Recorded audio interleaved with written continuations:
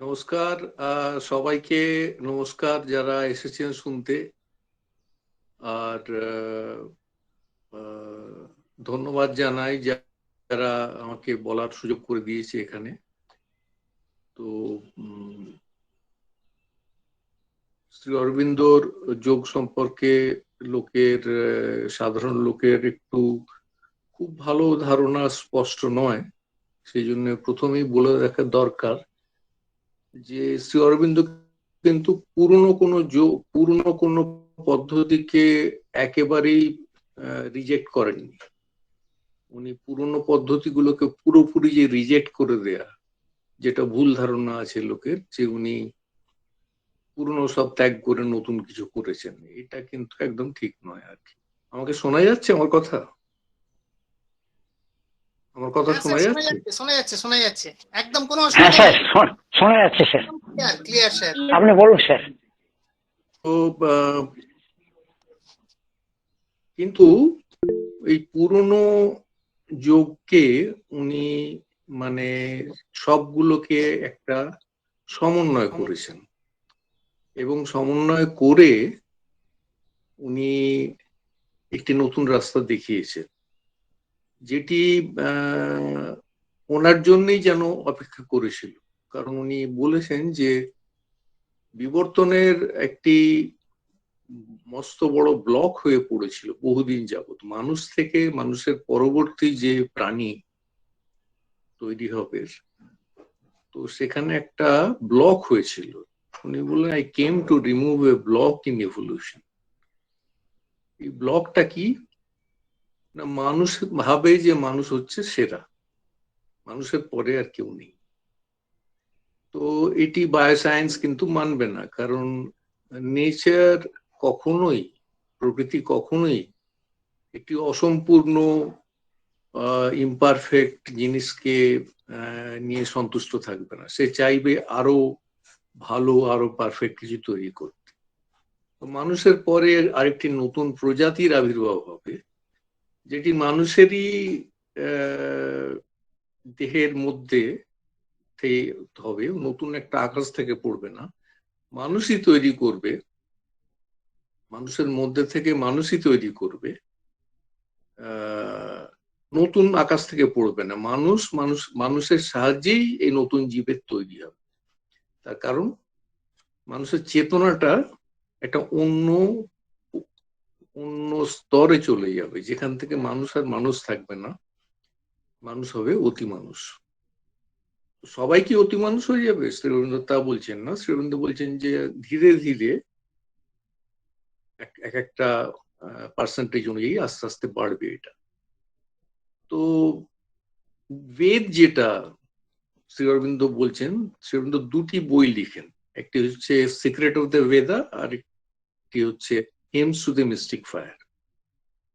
এই দুটি বইকে লোকে খুব একটা গুরুত্ব দেয় না। লোকে life divine, essays on the Gita, synthesis of yoga, এই বইগুলো নিয়ে লোকে বেশি মাথা কামায়। ফিউচার পোয়েট্রি বা ফাউন্ডেশনস অফ ইন্ডিয়ান কালচার। কিন্তু এই দুটো অত্যন্ত গুরুত্বপূর্ণ বই, যেটা মানুষ কিন্তু গবেষকরা যেটাতে গুরুত্ব দিচ্ছেন না, সেটা হচ্ছে hymns to the mystic fire এবং সিক্রেট অফ দ্য বেদা। উনি বলছেন বেদা is not a close text. বেদা কিন্তু কখনোই থেমে যাচ্ছে না, বেদা কিন্তু উন্মিলন করে চলেছে তার বিবর্তনের ধারা অনুযায়ী, এবং সেই সমস্তগুলো কিন্তু বেদের ইঙ্গিত করা আছে এবং বলেও দেয়া আছে। তো পদ্ধতির প্রশ্নে আসা যাক। কি পদ্ধতি, যেটা সবাই জানা দরকার, যে পদ্ধতিতে মানুষ এগোবে। কারণ পুরনো পদ্ধতিতে আমরা যেমন জানি, পতঞ্জলির যোগসূত্র অনেকগুলো জানি আমরা, রাজযোগ আছে, শরীরকে পারফেক্ট করার জন্য হঠযোগ আছে। কোনোটি শ্রী অরবিন্দ কিন্তু বাদ দেন, প্রত্যেকটিকে উনি নিয়েছেন। কিন্তু উনি গীতাকে, এর আগে যত গীতার ব্যাখ্যা হয়েছে, সমস্ত গীতার ব্যাখ্যা যা শ্রী অরবিন্দর আগে হয়েছে, সেগুলো কিন্তু আলাদা করে ধরে নিয়েছে। কর্মযোগকে আলাদা একটি পদ্ধতি, ভক্তিযোগ আলাদা একটি পদ্ধতি, জ্ঞান যোগ আলাদা একটি পদ্ধতি, এবং এই তিনটি পদ্ধতি দিয়ে লোকে ভগবানের কাছে পৌঁছবে বা ভগবানের সঙ্গে একাত্ম হবে বা আধ্যাত্মিক রূপান্তর হবে। শ্রী অরবিন্দ প্রথম দেখালেন যে গীতার মধ্যেই কিন্তু ইঙ্গিত করা আছে যে তিনটি একসঙ্গে হবে, ভক্তি, কর্ম এবং জ্ঞান তিনটি সাইমালটেনিয়াস, মানে যুগপৎ হবে, আলাদাভাবে হবে না। এইটি যোগের কিন্তু শ্রী অরবিন্দ যোগের একটা নতুনত্ব, এই জন্য কারণ গীতার যা ব্যাখ্যা আমরা আগে পেয়েছি সমস্ত অসম্পূর্ণ ব্যাখ্যা। হয় ভক্তিতে অতিরিক্ত জোর, নয় কর্মে জোর, যে কর্মই পথ, ভক্তি পথ, যে যার পথ বেছে নিয়েছে। শ্রী অরবিন্দ বলছে যে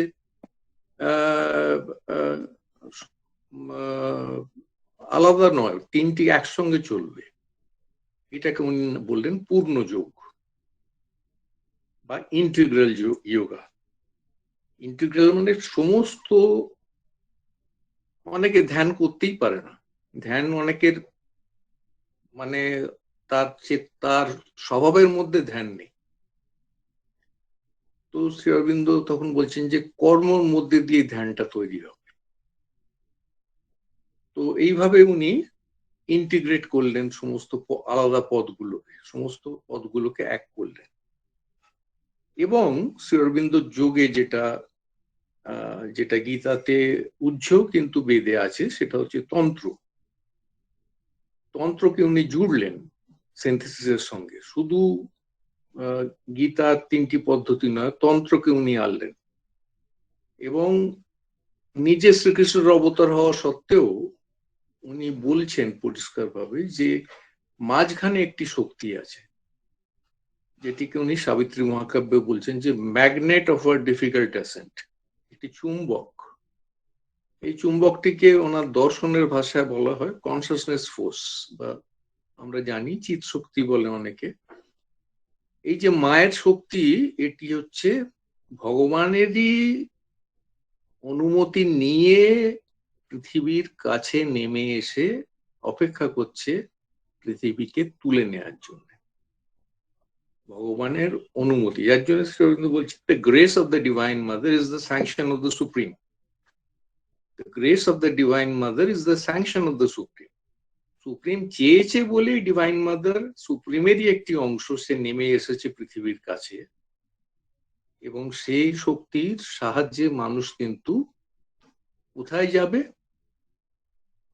এমন একটি চৈতন্য প্রতিষ্ঠিত হবে যেখানে মানুষের উপরের যে স্তরটি অতিমানব স্তর, সেখানে সে পৌঁছবে। এবং মায়ের শক্তি ছাড়া, এবং শ্রী অরবিন্দ আসার ঠিক আগে রামকৃষ্ণ এসছেন এবং উনি বলে দিয়ে গেছেন যে মায়ের খুঁটি ধরে বনবন করে ঘোর।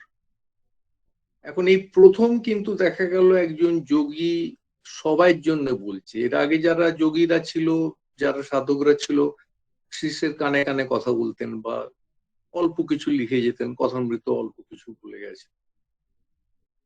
তাও শ্রী অরবিন্দর এই 37 ভলিউম বইয়ের মধ্যে উনি বলছেন যে I could say only 10% of what I know. আমি যা জানি তার 10%ও বলতে পারিনি, বলিনি আমি, কারণ পৃথিবী তৈরি হয়নি সেটা রিসিভ করার জন্য, গ্রহণ সামর্থ্য তৈরি হয়নি। তো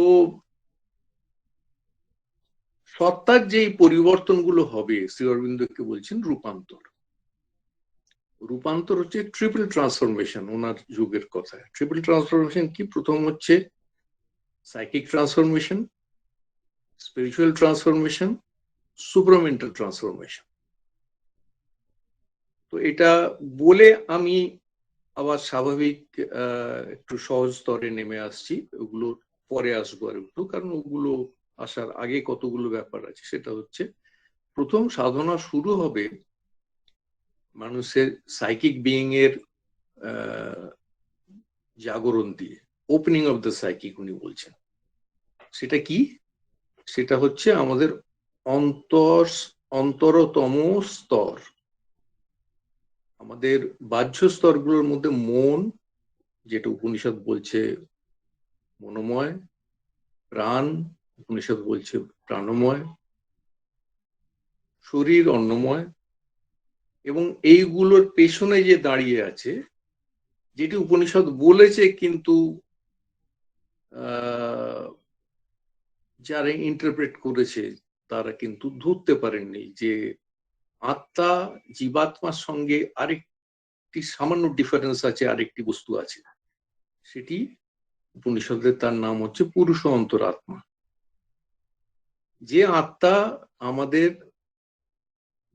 জন্ম জন্মান্তর ধরে বিবর্তন হয়, মানে আপনার আর আমার পুরুষ অন্তরাত্মা এক নয়। আপনার আর আমার আত্মা এক হতে পারে, কিন্তু পুরুষ অন্তরাত্মা হচ্ছে আমার নিজস্ব বস্তু একটা, যেটা মানে ফ্রম বার্থ টু বার্থ, মানে জীবন থেকে জীবন, জন্ম এই জীবনে হলো মোর জন্ম জন্মান্তর, এই জীবনেও পরিবর্তন হচ্ছে। এই জীবন যখন শরীরটা থাকছে না তখনও সেটা কিন্তু ক্যারি করছে অন্য শরীরের মধ্যে ঢুকে, সেই চৈত্য সত্তাটা বা সাইকিক বিংটা বা পুরুষ অন্তরাত্মাটা ইভলভ করছে। তো শ্রী অরবিন্দ এটাকে ইনমোস্ট বিইং ও বলেছেন, মানে আমাদের গভীরতম স্তর। তো সিনথেসিস অফ যোগাতে বলছেন যে সাইকিক বিং যখন খুলে গেল, সামনে চলে এলো আমাদের, তখন এটা আমাদের ক্যাপ্টেন, এটা আমাদের লিডার। সমস্ত প্রাণ, মন, শরীর, সমস্ত সত্তাগুলোর আলাদা আলাদা দাবি আছে, এগুলো সমস্ত আলাদা। এইখানে শ্রী অরবিন্দ সাইকোলজির কথা আসছে, অত্যন্ত বড় সাইকোলজিস্ট, এবং ওনার কাছে পাশ্চাত্য সাইকোলজি মানে খুবই সাধারণ মানে উনি যেভাবে সাইকোলজি বলেছেন সেটা উপনিষদ থেকে নিয়েছেন, নিয়ে সেটাকে ইলাস্ট্রেট করেছেন, কিছু যোগ করেছেন নিজের সাধনা দিয়ে, যেটা বুঝেছেন। ওই যে বেদ যেমন ক্রমশ খুলে ধরছে, আরো আরো খুলে ধরছে, নতুন নতুন অবতার আসছে, অবতাররা নতুন নতুন কথা বলছে। তো আমাদের যেমন বিবর্তন হচ্ছে মানবিক স্তরে, তেমনি অবতার ধরে ইভলিউশন হচ্ছে সুপারমেন্টাল স্তরে। তো একটা শুদ্ধির কথা শ্রী অরবিন্দ বলছেন, যে যেটা সাইকিক বিং করবে শুদ্ধিটা, এই যে যোগটার কিন্তু পুরোপুরি দাঁড়িয়ে আছে সাইকিক বিংটা জেগে ওঠার উপরে। সমস্ত যোগের ক্যাপ্টেন, লিডার হবে সাইকিক বিং, এবং সাইকিক বিং জেগে ওঠার জন্য যার সাহায্য দরকার, সেই সাহায্য রামকৃষ্ণ যাকে বলছেন মায়ের খুঁটি ধরে বনবন করে, মাতৃশক্তি। তো মাই হচ্ছে লিডার এই যোগের। মাই জানে কতদূর আমি যাব এই শরীরটা নিয়ে, এই জীবনে। আমার কিন্তু একবার শ্রী অরবিন্দর পথে এলে বা শ্রী অরবিন্দ যোগে যদি আমি পার্টিসিপেট করি, তাহলে কিন্তু আর আমার কোনো, আমি নিজে থেকে কোনো তপস্যা বা কিছু করছি না, পুরো আমার সাধনা করছে মাই সাধনা করছে আমার জন্য। তো সাধনা এগোচ্ছে, সেটা মা নিয়ে যাচ্ছে সাধনাটাকে। এবং সাইকিক বিং এর যে জাগরণ, চৈত্য সত্তার যে জাগরণ, পুরুষ অন্তরাত্মার যে জাগরণ, এই জাগরণের পেছনে মায়ের কৃপাটা দরকার, গ্রেস। এই গ্রেস বা কৃপার কথা তো সব সব ধর্ম, সব যুগেই বলা আছে, কৃপা হি কেবলম। তো শ্রী অরবিন্দ মানে অত্যন্ত বিজ্ঞানসম্মত ভাবে বলছেন যে শুদ্ধিকরণের কাজটা যেটা হবে, সেটা হচ্ছে সবচেয়ে শক্ত জায়গাটা হচ্ছে প্রাণস্তরটা। এই জায়গাটা পুরনো যারা যোগী ছিল তারা চেষ্টা করতো এই জায়গাটাকে চেপে দিতে। কি করে চাপতো তারা? ধর্মীয় আবেগ, কীর্তন, ভজন, নানা রকম মানে ক্রিয়া প্রক্রিয়া, এই প্রাণস্তরটাকে, এই প্রাণস্তরই হচ্ছে ফ্রয়েডের লিবাইডো। এই জায়গাটিকে কিন্তু এটি ভয়ঙ্কর কাজের জায়গা, আবার অকাজের জায়গা। কারণ হচ্ছে যে এই সমস্ত আমাদের যত ক্রিয়েটিভ পাওয়ার, যত আমাদের সৃষ্টি, সৃজনশীলতা, সব আসছে এখান থেকে। কিন্তু এটা নেগেটিভিটি, যেটা ফ্রয়েড বেশি করে বলেছে, সেটা হচ্ছে এটা কিন্তু আমাদের নিচের দিকে টানছে, এবং আমাদের সমস্ত যে অপরিচ্ছন্নতা, যত আমাদের বিপদে চালিত করে, সমস্ত হচ্ছে এই প্রাণস্তর। হয় এটা আমাদের একদম নিচে নিয়ে চলে যাবে, আর না হলে এটা আমাদের বিরাট একটা সৃষ্টি করবে এটা দিয়ে। কিন্তু এটাকে তো একটা রূপান্তর করা দরকার, এটাকে ছুঁড়ে ফেলে দেওয়া যাবে না। কারণ আমি যদি ছুঁড়ে ফেলে দিতে চাই, যেটা আগেকার দিনের ঋষি মহাঋষিরা করতেন, হ্যাঁ, একজন নাম করছি না আমি, আপনারা অনেকে দুঃখ পেতে পারেন, নুন ভাত খাইয়া থাকিতেন, দিনে রাতে 3 ঘন্টা ঘুমাইতেন, নাক দিয়ে রক্ত পড়িত, আর 2 জোড়া মুদগর লইয়া ব্যায়াম করিতেন। এটা কিন্তু প্রাণস্তরকে শুদ্ধ করার কোনো পদ্ধতি নয়।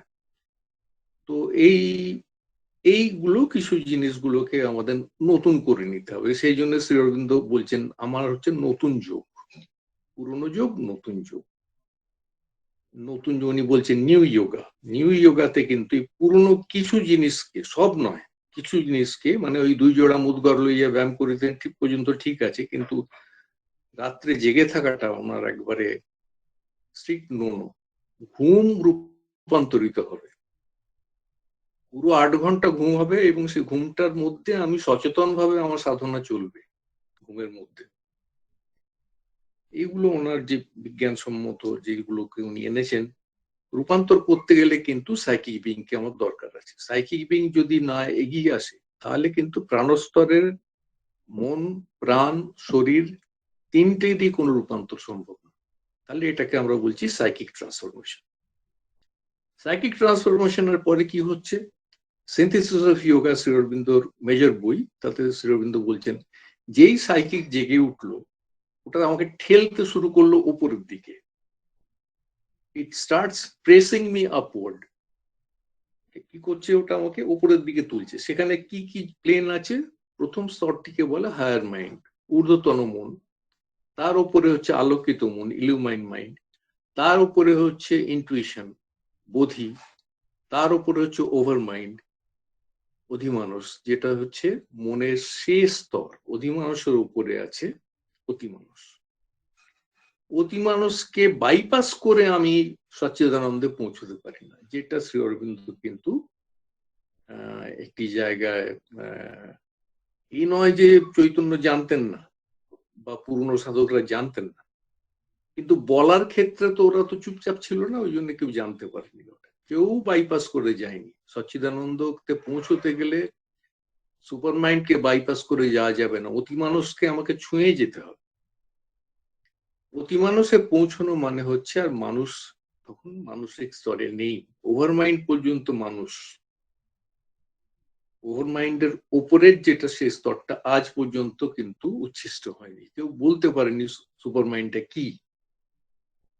সেটা বলে লোকে ব্রহ্ম উচ্ছিষ্ট হয়নি, কিন্তু একটু একটু করে সুপার মাইন্ডের কিছু কিছু বৈশিষ্ট্য পারকুলেট করে করে ওভার মাইন্ডে নামছে, যেখান থেকে লোকে একটু একটু করে কবিতায় ওগুলোকে প্রকাশ করেছে, মন্ত্রে প্রকাশ করেছে। ওভার মাইন্ড থেকে মন্ত্র হয়, ওই মন্ত্রগুলো প্রকাশ করেছে। ওভার মাইন্ড কিন্তু অনেকটাই সুপার মাইন্ডের এলিমেন্ট গুলো নিচ্ছে ওপর থেকে, কারণ ওটা চুইয়ে চুইয়ে ওপর থেকে পড়ছে। কারণ ওটা মনের ঠিক, মন আর অতি মানুষের মাঝখানে গেটওয়ে, একটা দরজা, সেইখানে দরজা দিয়ে চুইয়ে চুইয়ে পড়ছে ওপরের যে সুপার মাইন্ডের যে পাওয়ার গুলো আর কি, যেটা আবার সচ্চিদানন্দ থেকে আসছে। তো প্রথম হলো সাইকিক ট্রান্সফরমেশন। এবারে যেটা হলো, এটা হচ্ছে স্পিরিচুয়াল ট্রান্সফরমেশন, কারণ আমি স্পিরিচুয়াল প্লেনে উঠে গেছি। এর পরে যেটা হচ্ছে সেটা হচ্ছে অতিমানস। কিন্তু আমরা যেমন অতিমানসের দিকে উঠছি আস্তে আস্তে, অতিমানসও কিন্তু উপর থেকে নেমে আসছে। এটা, এবং সেটা পুরো ব্যাপারটা ঘটাচ্ছে মায়ের শক্তি, যে সংযোগকারী শক্তি। যেটা আমি শ্রী অরবিন্দর মা বই থেকে বাংলায় অনুবাদ একটু কোট করছি। যে শক্তি ঊর্ধ্বের অনুমতি ও নিম্নের আহ্বান, যে শক্তি ঊর্ধ্বের অনুমতি ও নিম্নের আহ্বান, এই দুইয়ের মধ্যবর্তী হয়ে উভয়ের আদান প্রদান ঘটায়, তাই হলো ভাগবত জননীর শক্তি ও সত্তা। যে শক্তি ঊর্ধ্বের অনুমতি ও নিম্নের আহ্বান, নিম্নের আহ্বান হচ্ছে আমরা যে মানুষকে চাইছি, অ্যাসপিরেশন, আমাদের রাষ্ট্রীহা ভগবানের জন্য, যে শক্তি ঊর্ধ্বের অনুমতি মানে সুপ্রিম স্যাংশন করেছে মাকে নেমে আসতে এখানে পৃথিবীতে, এবং যুগ যুগ ধরে লক্ষ লক্ষ বছর ধরে মা চেষ্টা করছে পৃথিবীতে নেমে আসা, এখন নেমে এসেছে। তো যে শক্তি ঊর্ধ্বের অনুমতি ও নিম্নের আহ্বান এই দুইয়ের মধ্যবর্তী হয়ে উভয়ের আদান প্রদান ঘটায়, তাহাই ভগবত জননীর শক্তি ও সত্তা। কোনো মানবীয় প্রয়াস বা তপস্যা নয়, এক মায়েরই শক্তি আবরণখানি ছিন্ন করতে পারে, এই মিথ্যা মৃত্যু অন্তমিশ্রার জগতে নামিয়ে আনতে পারে দিব্য জীবনের আনন্দ। তাহলে পুরো যে সুপারমাইন্ড যে কাজ করবে, সুপারমেন্টাল ট্রান্সফরমেশন যেটা হবে, পুরোটা মায়ের শক্তি দিয়ে হবে, যেখানে আমাদের কাজ হচ্ছে শুধু সমর্পণ। শ্রী অরবিন্দ যোগের প্রথম এবং শেষ কথা হচ্ছে সমর্পণ, যেটা ভাগবতে আছে যে সব ছেড়ে শুধু ভগবানকে একদম মানে কোন রকম তপস্যার দরকার নেই, শুধু ভগবানকে দিলেই হল। ওইটি শ্রী অরবিন্দ ভাগবত থেকে নিচ্ছেন এবং গীতা থেকেও নিচ্ছেন, মনমনা ভব মদ ভক্ত। এই যে কমপ্লিট সারেন্ডার, এই কমপ্লিট সারেন্ডার হলে তাহলে মায়ের শক্তি কিন্তু কমপ্লিটলি ওটা নিজের হাতে তুলে নেবে, এবং সাধনা তখন আর আমার হাতে থাকছে না, মানুষের হাতে থাকছে না। বলে একদিকে যেমন খুব কঠিন কাজ সারেন্ডার করাটা, আবার খুব সহজ, একবার সারেন্ডার করে দিলে আর কোনো চিন্তা নেই। শ্রী অরবিন্দ যোগের এইটা হচ্ছে মজা, যে যতক্ষণ আমি সারেন্ডার করতে পারছি না ততক্ষণ কিন্তু মানে আমার কাজটা সেরকম ভাবে হচ্ছে না, কিন্তু সারেন্ডার যদি একবার করে দিই, কমপ্লিট হয়ে যায়, তাহলে কিন্তু মাই আমার সাধনাটা তুলে নিচ্ছে। যত রিস্ক ফ্যাক্টর যেটা থাকে অন্যান্য যোগে যেটা আছে, পাগল হয়ে গেল সাধনা করতে করতে, মাঝরাতে উন্মাদ হয়ে গেল, ও রিস্ক থাকছে না, কারণ মা পুরো প্রোটেকশনটা নিয়ে নিচ্ছে ওখান থেকে। মাই ঠিক করে দেবে, মাই কতটা আমি এই বডিতে কতটা এগোবো সেটা মা ঠিক করা আছে, এবং মা সেই মতো আমাদের অ্যাডজাস্ট করছে যে এই সোলটা এতখানি এগোবে এই লাইফে, পুরো মায়ের হাতে পুরোটা। সেই জন্য শ্রী অরবিন্দ যোগের প্রধান কথা হচ্ছে সমর্পণ, surrender. First and last word of Sri Aurobindo's yoga is surrender. Surrender আর স্যাক্রিফাইসের একটু তফাৎ আছে। স্যাক্রিফাইস হচ্ছে মোটামুটি যদি আমি নিজেকে দিতে পারি সেটা, কিন্তু সারেন্ডার মানে একদম চরম সারেন্ডার, একদম মানে অ্যাবসলিউট সারেন্ডার। তো তাহলে তিনটে ট্রিপল ট্রান্সফরমেশন বোঝা গেল, একটা হচ্ছে সাইকিক ট্রান্সফরমেশন, একটা হচ্ছে স্পিরিচুয়াল ট্রান্সফরমেশন, আর একটা হচ্ছে সুপ্রামেন্টাল ট্রান্সফরমেশন। তিনটেই কিন্তু মায়ের শক্তি নিয়ে হচ্ছে। সুপারমাইন্ড নেমে আসলে উপর থেকে মানুষের মধ্যে যে পরিবর্তন হবে, মানুষ তখন মানুষ থেকে তার উপরের যে পরে নেক্সট ফিউচার আমরা বলি, নেক্সট ফিউচার মানে মানুষের পরে যেটা নেচার তৈরি করছে আমাদের জন্য, তাদের সামান্য পরিবর্তন হতে পারে চেহারা, হয়তো কানটা একটু বড় হলো, কি হয়তো নাকটা একটু বড় হলো, এটা হতে পারে, কিন্তু মানুষের শরীরের মধ্যে থেকেই ওই নতুন প্রজাতি তৈরি হবে, চেতনাটা বদলাবে। চেতনায় তারা হবে, দেখতে মানুষের মতো হবে, কিন্তু চেতনাটা মানুষের থেকে অনেক উপরে চলে যাবে। সেই তারাই হবে পৃথিবীর লিডার। সেটা যদি 5% লোক যদি চেঞ্জ হয় তাহলে তারাই হবে লিডার। তো সেই যাবার পথেও আর একটি জায়গা আছে যেটি এখন অলরেডি কিন্তু ঢুকে গেছে, যেটাকে শ্রী অরবিন্দ বলছেন mind of light. Super mind নেওয়ার আগে মন কিন্তু আলোকে ছুঁতে পারবে, এবং এই একটি মধ্যবর্তী স্তর আছে যেটা কিন্তু শ্রী অরবিন্দর একেবারে শেষ দিকের লেখা, mind of light. Mind of light হচ্ছে সুপার মাইন্ড নামেনি, আমি সুপার মাইন্ডে উঠে যেতে পারিনি, কিন্তু আমার মন কিন্তু সুপার মাইন্ডের একটু আলো রিসিভ করেছে এবং সেই মতো কাজ করছে, এটা মধ্যবর্তী স্তর। তাহলে psychic transformation, spiritual transformation, supramental transformation, যার ফলে নতুন প্রজাতির তৈরি হচ্ছে। সুপারমেন্টাল ট্রান্সফরমেশন হলেই নতুন প্রজাতির তৈরি হচ্ছে। নতুন প্রজাতিরা করবে কি, যারা আরো নিচে আছে তাদের টেনে টেনে তুলবে উপরের দিকে, হ্যাঁ, তো যেটা বিবেকানন্দর মধ্যে ইঙ্গিত ছিল একটা, যে উনি হিন্দু কথাটা বেশি বলতেন, কিন্তু আসলে এই যুগে হিন্দু মুসলিম বলে কিছু নেই। কিন্তু বিবেকানন্দর সময় ওই কথাটাই চালু ছিল, সনাতন ধর্ম বলতে লোকে হিন্দু কথাটাই ব্যবহার করত। উনি বলতো ইউরোপের লক্ষ্য হচ্ছে সবাইকে বিনাশ করে আমরা বেঁচে থাকবো, আর হিন্দুদের উদ্দেশ্য হলো আমি সবাইকে আমাদের সমান করব। ইউরোপের উদ্দেশ্য হলো সবাইকে বিনাশ করে আমরা বেঁচে থাকবো, আর হিন্দুদের উদ্দেশ্য হলো আমরা সবাইকে আমাদের সমান করব। হিন্দু মানে উনি সনাতন ধর্ম মিন করেছেন, যেটা ধর্মই নয়। সনাতন ধর্ম ইজ নট ধর্ম, একদম স্পিরিচুয়ালিটি ওটা। তো এরপরে যেটা আসে সেটা হচ্ছে ব্যক্তি ও সমষ্টি, যে মানুষের চেঞ্জ। একটা ইন্ডিভিজুয়াল লোক আমরা যদি সাধনা করি, যেমন অন্যান্য রামকৃষ্ণ মিশনে যেমন সেবামূলক কাজটা আছে, আর আমাদের এখানে সেবামূলক কাজটা অতটা গুরুত্ব নেই, তবে কাজের মধ্যে নিশ্চয়ই জোর দেয়া আছে। Work done in true spirit is meditation. কারণ শ্রী অরবিন্দ বলছেন একটি মানুষ যদি বদলায়, লাইফ ডিভাইনের 4th চ্যাপ্টারে উনি লিখছেন, কোন পৃথিবীর কোণে একটি মানুষ যদি লিবারেটেড হয়, তাহলে সেটি সারা পৃথিবীর লোককে এফেক্ট করবে, সারা পৃথিবীর লোকের সেটি কাজে লাগবে। তার সেই চেতনাটা যে উঠে এসছে, লিবারেটেড হয়েছে, সেটা সমস্ত পৃথিবীর লোককে হেল্প করবে। এবং the quickest way to change the world is to change yourself. কাজেই দান ধ্যান এগুলোর একটা ভ্যালু আছে, এগুলো যে ভ্যালু নেই তা নয়, কিন্তু সবচেয়ে বড় দরকার হচ্ছে নিজেকে পরিবর্তন করা। সেটাই আমার সমাজের সবচেয়ে বড় কন্ট্রিবিউশন। সমাজের, শ্রী অরবিন্দ বলছেন, সমাজের যদি উপকার করতে চাও তাহলে নিজেকে পরিবর্তন করো।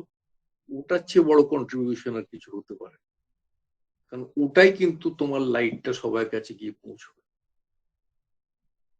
তো এই প্রসঙ্গে উনি তারপরে উনি মানে সারা পৃথিবীর জন্য একটি ধর্মের কথা বলেছেন। সেটা কোনো ধর্ম নয়, সেটাকে উনি বলছেন রিলিজিয়ন অফ হিউম্যানিটি। সেটা কি না, প্রত্যেকে অনুভব করবে যে প্রত্যেকে একটা সোলস ব্রাদারহুড, শুধু ব্রাদারহুড নয়, ব্রাদারহুড কথা অনেকেই বলে গেছে। উনি বলছেন না, ব্রাদারহুড তখনই ব্রাদারহুড হবে যদি আত্মা ব্রাদারহুডকে স্বীকার করে। সেইভাবে মানব ঐক্যর দিকে মানুষ যাবে। এবং এই প্রসঙ্গে উনি মন্ত্র কবিতার কথা বলেছেন, যে মন্ত্র কবিতা যদি আমরা চর্চা করি বা সৃষ্টি করি বা পাঠ করি, তার একটা বিরাট এফেক্ট আছে পৃথিবীকে বদলাবে। এই হচ্ছে শ্রী অরবিন্দ যোগের একটা মোটামুটি কাঠামো। এবারে যদি কোনো প্রশ্ন থাকে আমি উত্তর দেবো।